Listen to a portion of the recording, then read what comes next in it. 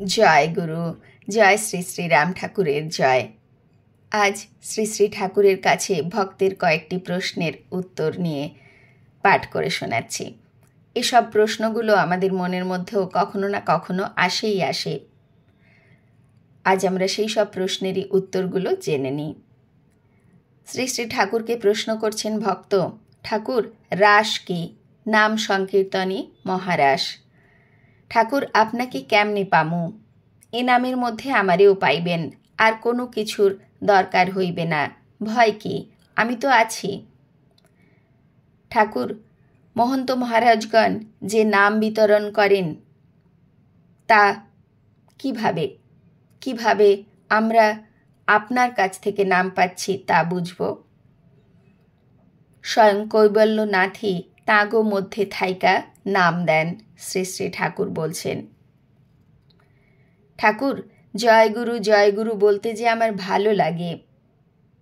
গুরু নামে আর পাওয়া নামে তো কোনো পার্থক্য দেখি না। এক কথাই হইল, লক্ষ্যবস্তু ঠিক রাইখা ভগবানের যে কোনো নাম ধইরা ডাকলেই লক্ষ্যবস্তু আইসা হাজির হয়। আসল হইল লক্ষ্য ঠিক তো সবই ঠিক। ঠাকুর একই নাম জন্মে জন্মে লাভের উপায় কি? গুরুর ওপর পূর্ণ বিশ্বাস থাকলে উপায় শ্রী গুরুদেবই করে দেন। ঠাকুর পূর্বজন্মে সাধিত নাম এ জন্মে না পেলে কি হয়? যাওয়া আসা সার হয়। সদ্গুরু দত্ত নামের শক্তি অসীম অমোঘ। সদ্গুরু ধরতে জানেন, ছাড়তে জানেন না। আর সেই জন্যই নাম সাধনের ফলে নামে অনুরাগ জন্মে।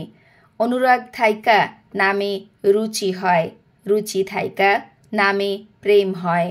নামে প্রেম যোগ হইলে ব্রজবাসী হইয়া যায়, আর যাতায়াত করতে হয় না। ঠাকুর কেহ নাম প্রার্থনা করলে আপনি চোখ বোঝেন কেন? চোখ বুঝলে নাম প্রার্থীগণের পূর্বজন্মের নাম ভাইসা ওঠে।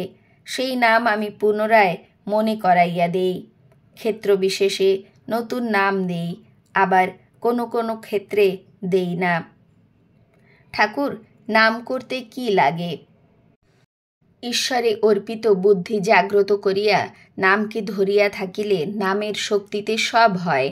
মন, বুদ্ধি, ইন্দ্রিয় বল কিছুই লাগে না। ঠাকুর ধ্যান করব কিসের? ধ্যান বলে চিন্তারে। কেন নামের ধ্যান করবা?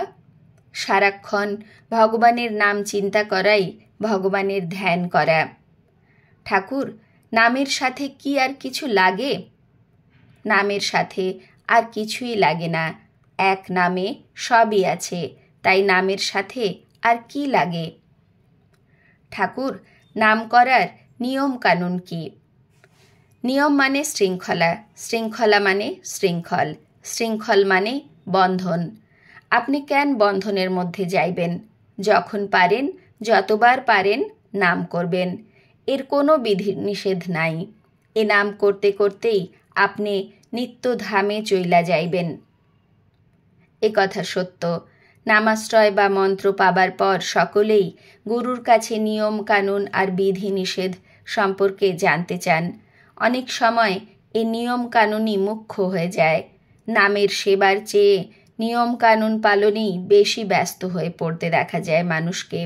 সেক্ষেত্রে শ্রী শ্রী ঠাকুরের একমাত্র নিয়ম হল সর্বদা নাম স্মরণে রাখা, আর একমাত্র নিষেধ হল কখনো নাম ভুলে না থাকা। ঠাকুর নাম নিতে বিধিনিষেধ কি? নামের কোনো বিধি বিধান নাই। নাম বেদ বিধির অতীত।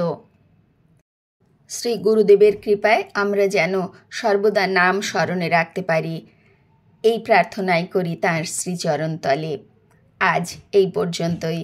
জয় গুরু, জয় শ্রী শ্রী রাম ঠাকুরের জয়। গুরু কৃপা হি কেবলম। জয় গুরু।